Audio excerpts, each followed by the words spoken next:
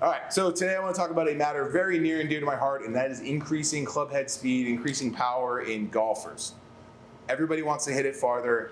It's a huge topic. It's probably like one of the 2 or 3 biggest topics you hear about in golf almost every day, and nobody really ever feels like they hit it far enough. We're just fucking talking now. All right, so let's talk about a topic very near and dear to my heart, and that is increasing club head speed, increasing power, longer drives, longer irons, more birdies, more par 5s and 2.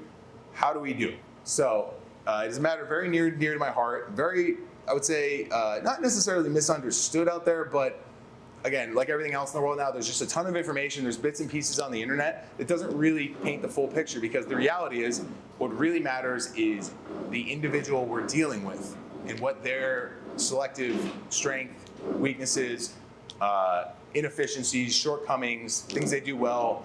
How does all this fit together? So when we look at a golfer and how powerful they're going to be,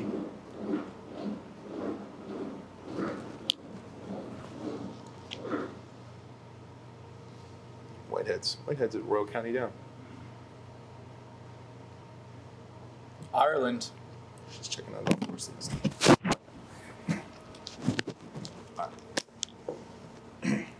All right, so let's talk about a matter very near and dear to my heart, and that is increasing club head speed, hitting longer drives, all that fun stuff. Now, like everything else in the world these days, there's a lot of bits and pieces out there on the internet, some good, some bad, some misleading, some just flat out wrong.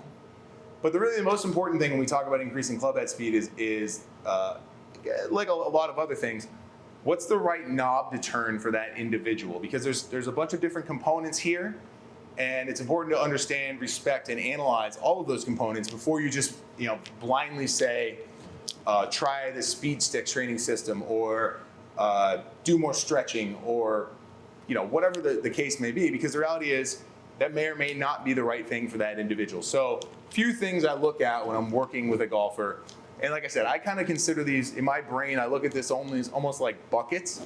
And we want to see which buckets does this player already have full, and which buckets are empty or we can get a lot more out of. Because we want to turn the right knob that gets us the fastest change possible, the easiest wins, and then we can grind out, if they need a little bit more yardage at the end, we can grind out those tougher ones. It's not unlike weight loss. It's like the last 10 pounds are a lot harder to lose.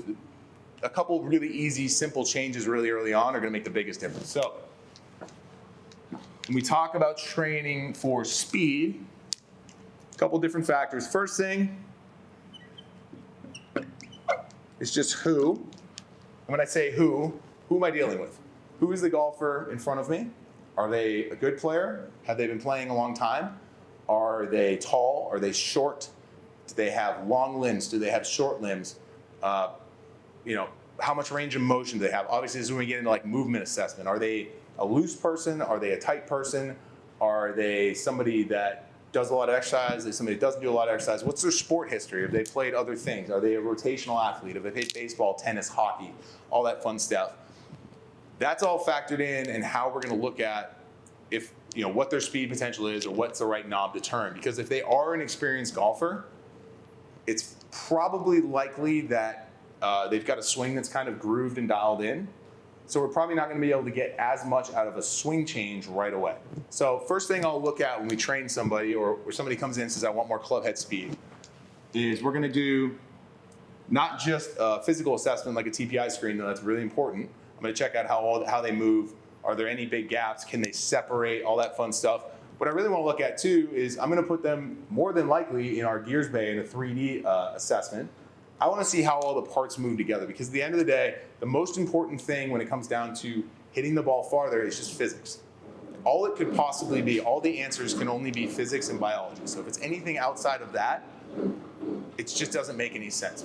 So we're just trying to maximize the person's physics to get the greatest result, to get the greatest change. So I'm going to look in 3D and check out, okay, how do they sequence? How do they load? How much pressure can they shift? Are they moving?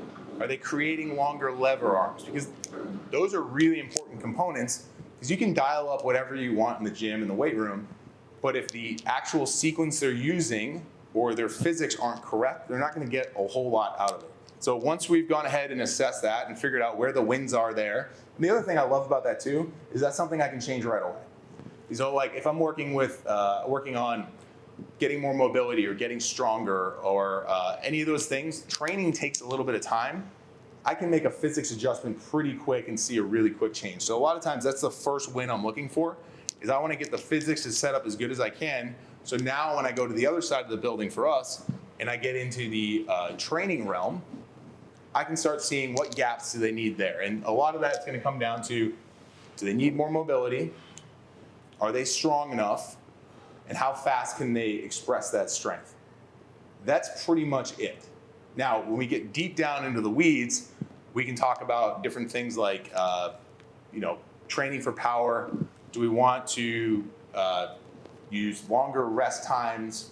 Do we want to only encourage absolute maximum efforts? There's a lot of little decisions to be made here, but they're all really important, because just because something looks like it's fast or you're moving quickly does not necessarily mean that it's an effective way to train to gain more speed.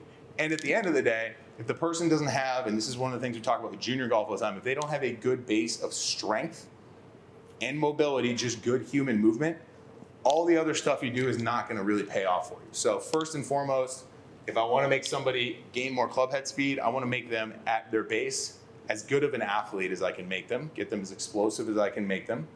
Then we can get down into the nitty gritty on, are they good at creating a lot of power? Are they good at acceleration? Are they good at expressing that power quickly? Do they move well? And do they have adequate range of motion and stability to handle the force that I'm asking them to put on them?